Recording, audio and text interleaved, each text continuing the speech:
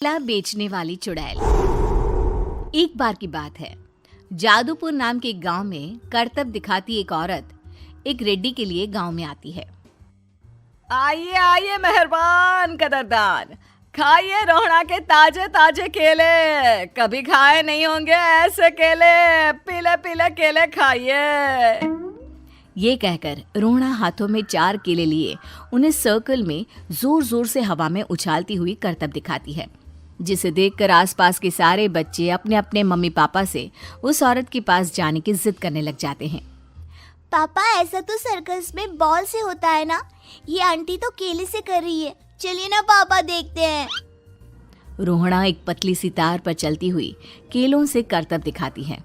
आते जाते सभी लोग बाहर रुककर उसके करतब देखते हैं और वाह वाही करते नहीं थकते। जैसे ही एक आदमी पास आकर उसे पैसे देने लग जाता है, तब वो कहती है, अरे नहीं नहीं साहब, मैं करतब तो बच्चों के मन को बहलाने के लिए करती हूँ। धंधा तो मेरा केले का है। पीछे देखो मेरी रिड्डी, जो भी मेरे केले खाएगा मेरी तरह चुस्त दुरुस्त और तंदुरुस्त हो जाएगा। पता चलता है क्या कि मेरी उम्र 55 की है। अरे पर ऐसे ठंड के मौसम में कोई केला क्यों खाएगा? ये ऐसे वैसे केले नहीं है साहब, ये शरीर में गर्मी देते हैं। ठंड को दूर भगाए जो भी रोहिणा के केले खाए। पापा, अगर मुझे केले नहीं मिले तो मैं घर नहीं जाऊंगी। तभी उसके पापा कहते हैं कि बेटा, केले ठंड में कभी गर्मी नहीं देते। ये सब कहने की बातें हैं, सामान बेचने का तरीका है इनका। पर पिंकी नहीं मानती। मैं केले खाऊंगी। पिंकी की जिद के आगे नत्थू हार जाता है और उसे केले खरीद कर दे देता है। पिंकी खुश होकर केले घर ले आकर खाती है। अब मैं भी करतब करूंगी, कितना मजा आएगा। जादुई केले। पिंकी पहला केला खत्म भी नहीं करती कि वो बेहोश हो जाती है। दूसरे केले से एक काला धुआं आता है और रोहड़ा चुड़ैल बनकर बाहर निकल आती है। मेरे भूतिया केले बच्चे न खाए, ऐसा हो ही नहीं सकता।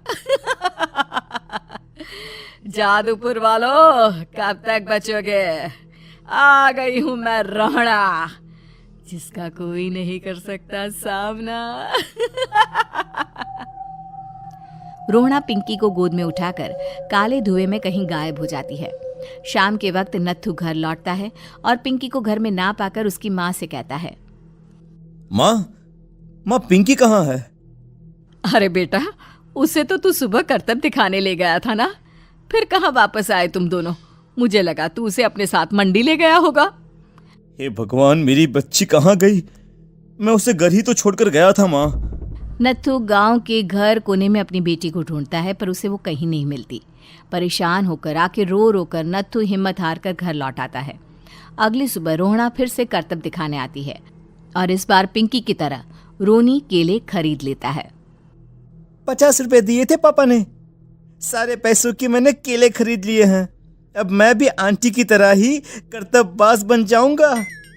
यही सोचते हुए रोनी केले खाता है और पहला अकेला केला आधा खत्म भी नहीं करता कि चुड़ैल उसके सामने आ जाती है।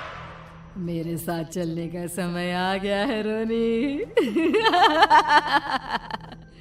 ये तो बस शुरुआत है। अब इस गांव के सारे बच्चे धीरे धीरे मेरे कब्जे में होंगे, एक बच्चा भी नहीं बचेगा। ये कहकर रोना रोनी को गोद में लेकर काले धुएं में अदृश्य हो जाती है। इसके बाद हर रोज गांव में से कोई ना कोई बच्चा गायब होता, पर ऐसा क्यों हो रहा है किसी को भी समझ में नहीं आ पा रहा था। रोज की तरह अपनी बेटी पिंकी की तलाश में नत्थू गांव के एक तालाब के पास बैठा रो रहा था। कहाँ गई मेरी पिंकी? शकुंतला के जाने के बाद एक वही तो मेरा सहारा थी। अरे उसकी आत्मा कोस रही होगी मुझे कि मैं अपनी बच्ची को संभाल भी नहीं पाया। नत्थू ये कहता हुआ रो ही रहा था कि तभी तालाब में से उसे शकुंतला की आवाज सुनाई देती है। कहाँ थी तुम शकुंतला? हमारी बच्ची और सारे गायब हुए बच्चे रोहड़ा के कब्जे में हैं। वो बच्चों को जो केले देती है उससे बच्चे बेहोश हो जाते हैं और उसके कब्जे में आ जाते हैं और वो उन्हें ले जाकर काली दुनिया में ले जाती है। पर वो ऐसा क्यों कर रही है? ये मैं नहीं जानती, पर उस दुनिया का रास्ता मैं आपको बता सकती हूँ। जहाँ ये नदी खत्म होती है वहाँ एक केले का पेड़ है, उसके नीचे एक दरवाज़ा है, वहीं से रास्ता जाता है उस दुनिया का। ये कहकर शकुंतला की आत्मा गायब हो जाती है। गांव के सभी लोग झुंड बनाकर उसी रास्ते से काली दुनिया में चले जाते हैं और वहां देखते हैं कि सारे बच्चे वहां काम कर रहे थे। पापा मुझे ले चलो यहाँ से। पापा पापा। सभी बच्चे अपने मम्मी पापा से लिपट जाते हैं। तो तुम लोग यहाँ तक आ गए? क्यों हमारे बच्चों को पकड़ लिया तूने? तुझे शिकार ही बनाना है तो ले, हम सब आ गए हैं, हमें खा ले। नहीं, मुझे बच्चे चाहिए। मेरे बच्चे के बदले तुम लोगों के बच्चे। क्या मतलब? मैं इसी गांव में रहने वाली एक औरत थी। केले की चोरी के इल्जाम में मेरे बेटे को गांव वालों ने इतना मारा कि वो मर गया। उसी दिन मैंने ठान लिया कि गांव वालों का भी वही हाल करूंगी। कुछ दिन बाद बेटे के चले जाने के दुख में मैं भी मर गई और मेरी भटकती आत्मा एक चुड़ैल बन गई। और फिर मैंने बदला लिया तुम सबके बच्चे छीनकर। बर्दाश्त नहीं कर पाए ना? सोचो मुझ पर क्या बीती होगी। हमें माफ कर दो रोना। पता नहीं ये किसकी गलती थी, पर हम सभी माफी मांगते हैं। हमारी खुशियां लौटा दो, तुम भी तो एक माँ हो। गांव वालों की बात सुनकर रोना का मन पिघल जाता है और वो बच्चों को छोड़ देती है।